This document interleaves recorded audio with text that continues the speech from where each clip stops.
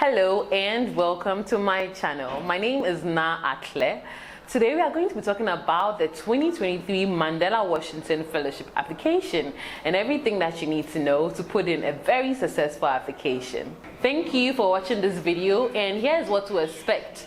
I'm going to talk to you about the Mandela Washington Fellowship. We are going to look at the benefits of the fellowship. We are going to look at the eligibility and then the criteria for which the judges use to judge. And we are going to have a look at the essay questions. I'm going to talk to you about the PD, and I'm going to share some tips and advice on how to go about the application. Stay tuned. I'm a project manager and a startup business consultant by profession. I am currently the CEO of the Madina Job Center, founded by Honorable Francis Xavier Susu. I'm the founder of Reach Out World Mission. I am a 2018 Queen's Young Leader Runner-Up, a 2018 Obama Leader, a 2015 YALI Cohort 2 Alumni, and currently a 2022 Mandela Washington Fellowship Alumni. I'm gathering experiences from all these places to give you the best tips that I can for this year's Mandela Washington Fellowship application. Thank you for joining. So what is the Mandela Washington Fellowship all about? The Mandela Washington Fellowship is a U.S. Department of State fully sponsored program for young Africans. That means anywhere you are in Africa, you can apply. And it is a program to build skills and empower young people to lead in their respective sectors and communities. So it doesn't matter who you are, what you do. You can be a carpenter, you can be a farmer, you can be a doctor, you can be a lawyer. You don't even need to have gone to the university to apply. It is for young leaders making impact. So if that is you, continue watching on. So if the aforementioned characteristics fit you, you must certainly apply for the Mandela Washington Fellowship experience. Now let me whet your appetite more. First of all, if you are picked, you get to spend at least 6 weeks in a top world-class US university. You get to learn their culture. You get the opportunity to network with and meet top CEOs, founders, business professionals, depending on the track that you are in, but you are exposed to a whole network of US organizations that you can partner in the future for your project. You get to also, the amazing part, you also get to meet Africans from different parts of Africa whom you can also partner in the future for projects. You get to develop your leadership skills. There are so many endless opportunities even as an alumni of the Mandela Washington Fellowship. So if the aforementioned characteristics fit you, you must certainly apply for the Mandela Washington Fellowship. Now let me whet your appetite more. Oh, did I mention that everything is fully funded? Yes. The U.S. Department of State sponsoring everything. You don't pay for tickets, you don't pay for accommodation. Everything is catered for once you are selected as a Mandela Washington Fellow. So let's talk about timelines. Applications were open on the 16th of August. They're going to close on the 13th of September, which is just a few days away. So if you haven't started applications yet, please start ASAP. Now, after September, within November and then October, December, the applications are going to be reviewed by individual panelists all over Africa, across the world. There will be some criteria that they'll be using, which I'll share with you, but I'll give you a link so you can go and read more about that. People who are successful will be notified of their success from January 2023. March, you'll be doing your visa applications. You have a pre-departure orientation with the U.S. Embassy of your country. And in June, the fellowship starts. So please start picturing yourself in there because you are going. So the Mandela Washington Fellowship is a merit-based program. What do I mean by that? First of all, let's talk about the age criteria. You have to be between 25 to 35 to apply. People within 21 and 24 are still considered. That is, if they have made considerable impact in their society. You must be from Africa. You must not be a U.S. citizen, no. And you should have made outstanding social impact in whichever field or sector that you are in. I know you can't wait for me to talk about the essay questions, but before I dive into that, let me talk about the criteria. So like I mentioned earlier, there'll be different people, individual judges, who'll be looking at your application. It will come up to them in a PDF form, and are going to be reading it and reviewing it based on some criteria. The criteria is on the website, but I'm just going to hit on a little bit, and you can go and read more on the Mandela Washington Fellowship website. So first of all, you must have a proven track or a proven record of impact in leadership in whichever sector that you are in. You must have strong social and communication skills, and you must demonstrate that you come back to Africa, because honestly some people go for the fellowship and they run away. We don't want those kind of people. We want people who will go and come back and come and impact and build Africa. Yes. And then also you must have a proven track of volunteerism, social work, community involvement. So regardless of whichever sector that you are in, there should be something to show that you work for the benefit of people. So I'm going to be telling you more about this in the essay questions. I hope you have your pen and papers down. Jot down things that pop out to you, and then I'll share my email address at the end of this video. And you can send me your application when you are done. I can review it for you, share tips with you, and help you to the best of my capability. In the next few seconds, I'm going to talk to you about the tracks. I know that some of you have issues deciding which track to choose. It happened to me. So this wasn't my first time applying for the Mandela Washington Fellowship. I tried in 2018.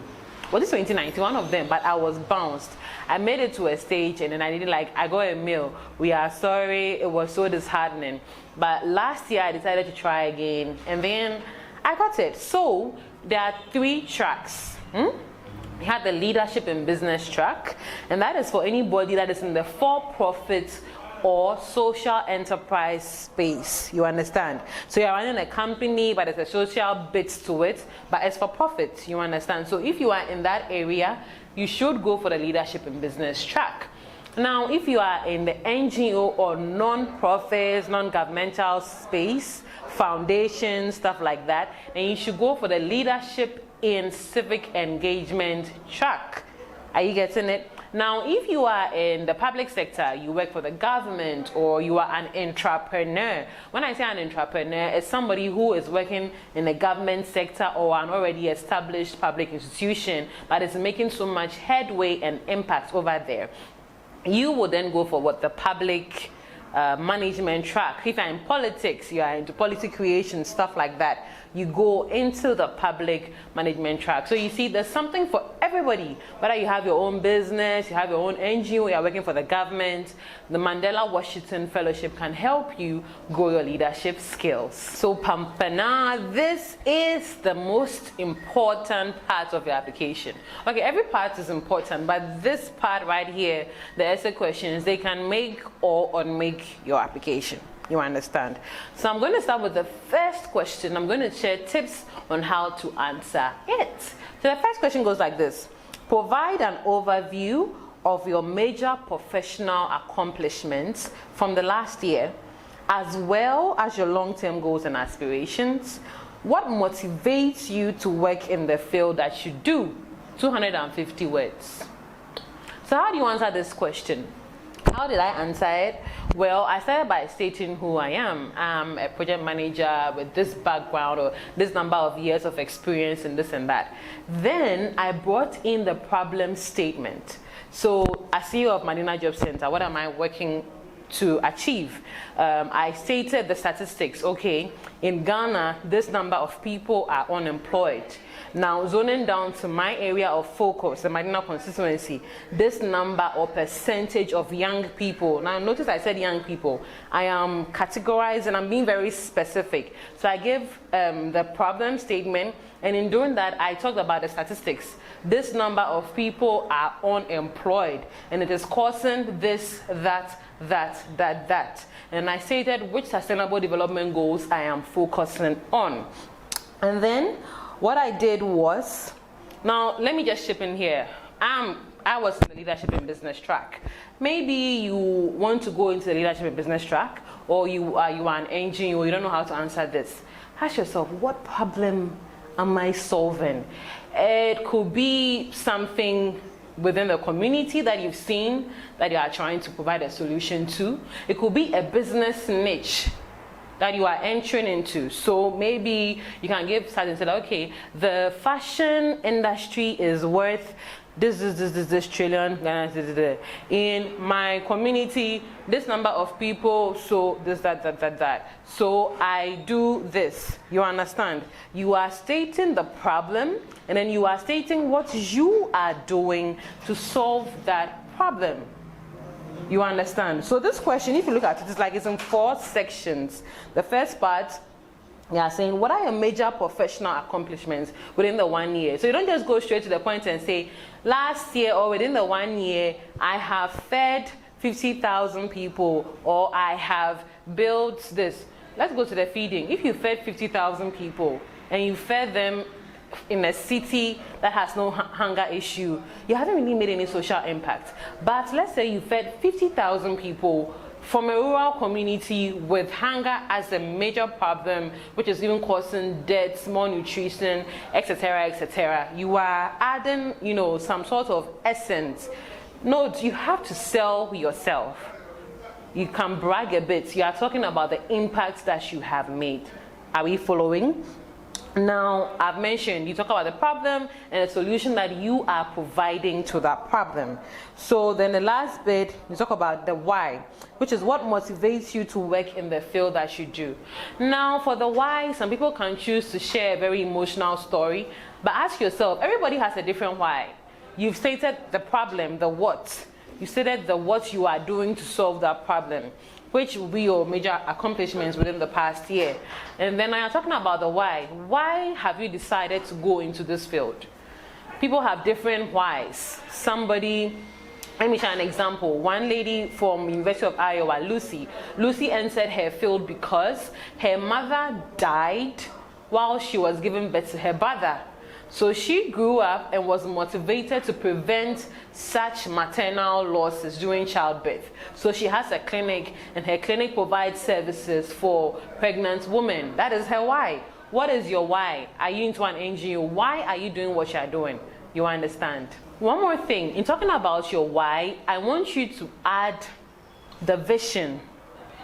So for example, for me as Madina Job Center, we run 3 recruitment modules where we work with companies to provide jobs for people, for young people. We work with vocational madams and sirs to provide vocational apprenticeship training, and we work to motivate and inspire entrepreneurs. So I gave a figure, okay, this was a problem that was there. This is what we are doing to solve the problem. And in the next few years, we want to do more of this. By 2025 or by 2030, I want to have impacted about 10,000 people, etc., etc., etc. So you put all this to answer question 1. Now, mind you, whatever you write for question 1 has to be relatable to the other questions. You can't talk about fish in question 1 and talk about cats and dogs in question 2. You can't talk about youth sustainability or youth empowerment in question 1, and then in question 2 you're talking about fish farming or something that is totally unrelated. All right, so let's move to question 2. Does that make sense? You listening, is it making sense to you? Are you sure? You can apply for this thing. You can apply. So we are moving straight to the second question. If you notice, I didn't really talk about all the other parts of the application. Why? Because those parts are very simple. Your demographic details, your personal details, your name, etc., etc., etc., your volunteer experience and all that. Okay, but if you still have questions on those, feel free to email me. I'm here for you. So moving straight to question 2. It says, based on your understanding of your preferred track, of your preferred institute track of study, what skills and knowledge do you hope to gain from the fellowship that you will not be able to develop through other opportunities? How would you use those skills and that knowledge to enhance activities in your community within the next 3 to 5 years? This is a loaded question, isn't it? I'm going to divide the question into 2. I'm going to answer it. So the first bit, I'm going to tell you how I answered mine. So I was interested in the leadership in business track, right? So what I did was I went onto the website and then I went to read into detail many times everything that they were explaining under the leadership and business track. What were they offering? Mind you, the question says, what do you hope to gain with your preferred track of study? So with the leadership and business track, what were they promising? Business visits to US organizations. So I was going to be able to meet and interact with top CEOs of US organizations doing similar things as I'm doing here in Ghana, and I was going to be able to learn from them. So I stated that. I was also looking forward to a networking visits, because actually we had a lot of networking events. So it was up to you to even make further interaction. I stated that because I was looking forward to that. They also stated that you were going to learn about the US culture. You were going to learn with the top US university. So all those expectations, I stated them over there. And I stated that these are the things that I am looking to benefit from. And these are things that I will not otherwise get in Ghana. Because in Ghana, we don't have, how am I going to meet top US CEOs? How am I going to be going for dinners with over 20 CEOs from different backgrounds? That rich environment. Of course it happens, but then, you know, I was saying that this is one of the reasons why I chose this track. This is why I want to go. These things I wouldn't get here. So one of the things that you can also talk about that you're looking forward to gaining is being introduced to the US system of business processes, of management processes, depending on which sector you are in. You want to go and meet other people who are doing similar things and then to learn from them. You know, to learn from them. You want to be introduced to US markets. You want to be introduced to the US system, the tried and tested and proven way of doing things, which are working over there, which you can take and then come and scale up or make to fit your community. You understand what I'm saying? So that is for the first part of the question. Now, the second part of the question says, how would you use those skills which you just talked about, that you are looking to get? How would you use those skills and knowledge to enhance your activities in your community within the next 3 to 5 years? So if I'm saying that I want to go and then network with high-profile business owners in the United States, how am I going to use whatever that networking is going to give me to enhance what I'm doing here? I'm looking at efficient partnerships. If I'm going to expose myself to regional and local US markets, how is that going to help me? I'm looking at probably, like I said earlier, taking a tried and tested business process and then fitting to scale what I am doing here. So let that apply to you. Ask yourself, what track do I want to go for? Business? Civic, public, what am I looking to learn? Jot those down. And when I come back to Ghana, or when I come back to Botswana, when I come back to Kenya or Gambia or whichever country I'm from, when I come back, what am I going to use what I have learned to make what I'm doing better? Maybe you want to build a homeless shelter, you want to build a food bank, whatever you want to do, there has to be a connect between the skills that you are looking to apply and then what you want to do. Now remember that I told you from the first question, you stated what your long-term goals are. So however you answer this question, it should relate to whatever that you put up there, remember? Congratulations, we are on the third question. After we go through the questions together, I'm going to share more tips about the wording, choosing your grammar and all that, okay? Okay, so the third question says, Nelson Mandela said, a fundamental concern for others in our individual and community lives would go a long way in making the world the better place we so passionately dreamt of. Public and community service are essential responsibilities for leaders. What changes or other improvements do you hope to implement in the communities that you engage through your work? Okay.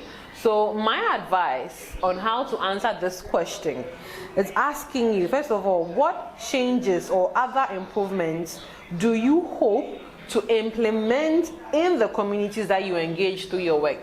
So over here, talk about the communities that you are engaging. Give me a little bit of your beneficiary or target profile. So I spoke about my specific target area, focusing on demographics.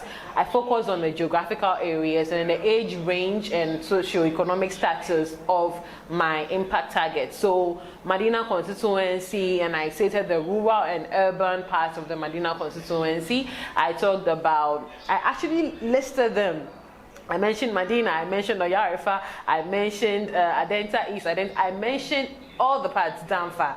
The people that I'm working with my team to reach, I stated all of those places in there.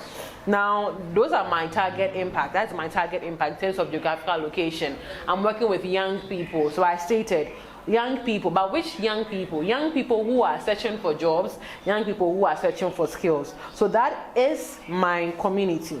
Now, talk about the current state of the problem that you are working on. So earlier on, you have mentioned some statistics in your earlier essay questions, right? Feel free to repeat them, but build on them here. And then the improvements that you want to achieve. So let's say if the unemployment rate in your community is probably 60% and you are doing A, B, C, D, E, F, G to reduce that statistics, you are saying that you want to engage this community with A, B, C, D, E, F, G, H that you are doing. And then by doing that, the percentages, you are looking to decrease it. So you, within this number of years, you want to decrease the unemployment rate from 60% to probably 40%. And this is what you've done so far. This is what you are looking to do. Do you understand? So you need to just be able to relate everything I'm saying to what you are doing. What you are doing is unique. If you have extra questions, feel free to send me a message on LinkedIn or in my mail, and I will certainly attend to it. So I just read and answered the first part of the question 3, and I'm going to read the second part of the question 3. It says, how are you working towards this or these goals now, and what else do you hope to accomplish in the near future? So first of all, you said that this is the current state of the problem, and this is what you hope to achieve in this number of years by doing this A or doing this B. You want to reduce the unemployment level from 60% to 40%, right? Now the second question, the second part of the question is asking you, how are you working? So we need traction. Follow me, guys. We need traction.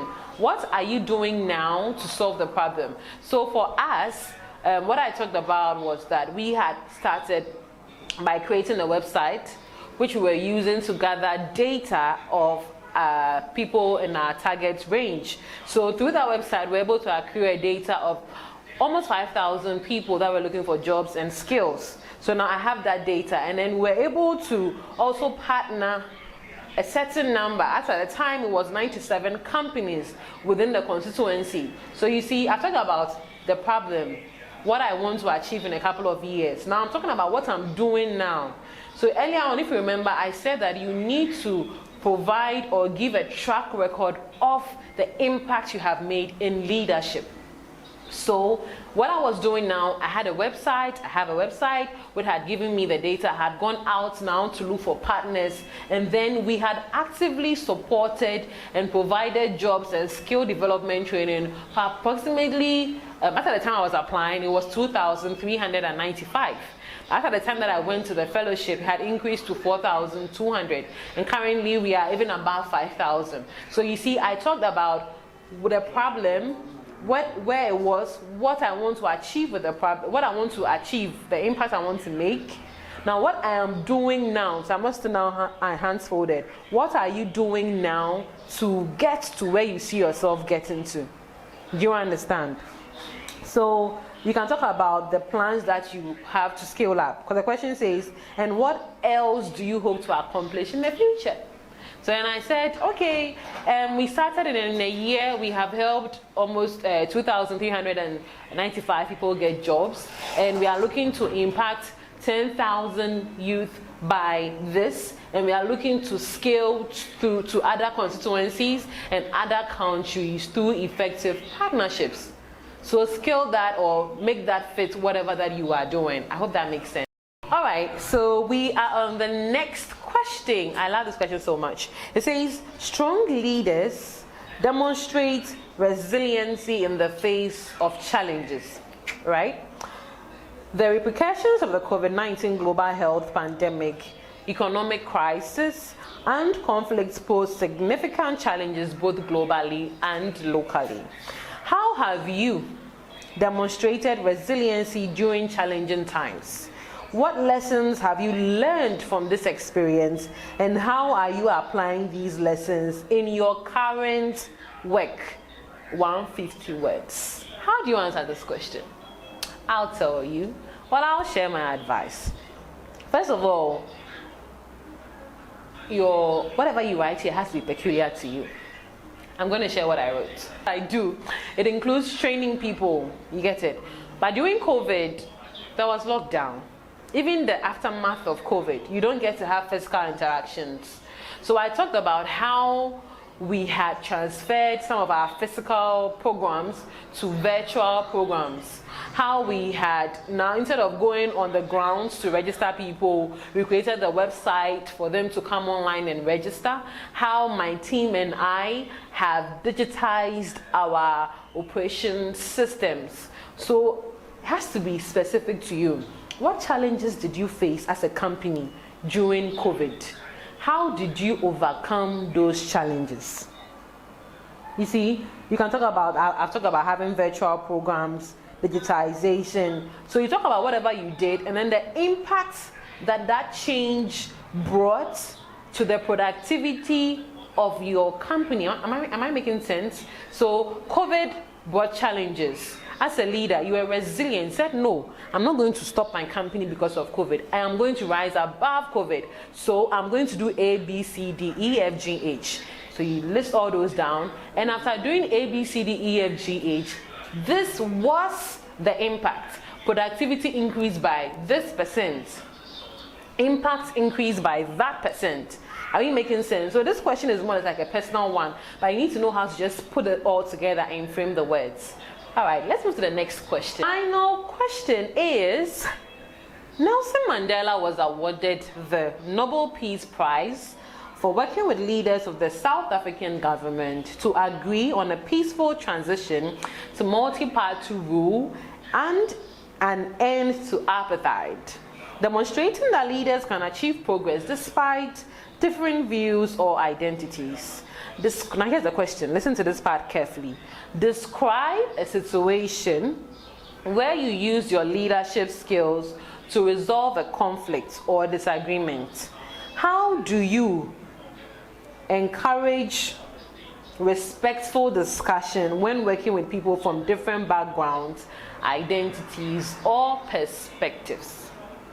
So for me, because I had attended other leadership training programs, I had gathered experience working with people from diverse backgrounds, people with different personalities, and my work at the Madina Job Center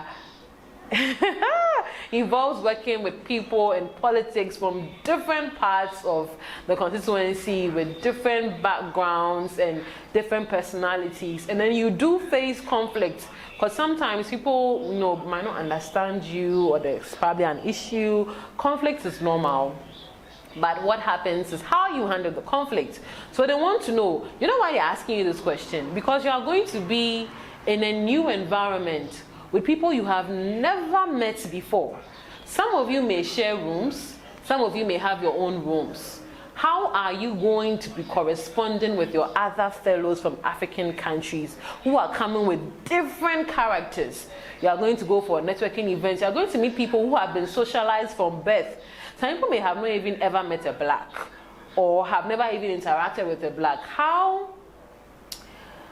Let's just go ahead and answer. How have you handled conflict? So for me, I talked about an incident with Madina Job Center where we were signing an MOU with two partners offering us similar services, but we were offering them different financial reimbursements. That's the right word to use. One person got to know that A is being paid this amount of money and I'm being paid this amount of money. I don't agree. We should be paid the same thing. It became a whole conflict. So what did I do?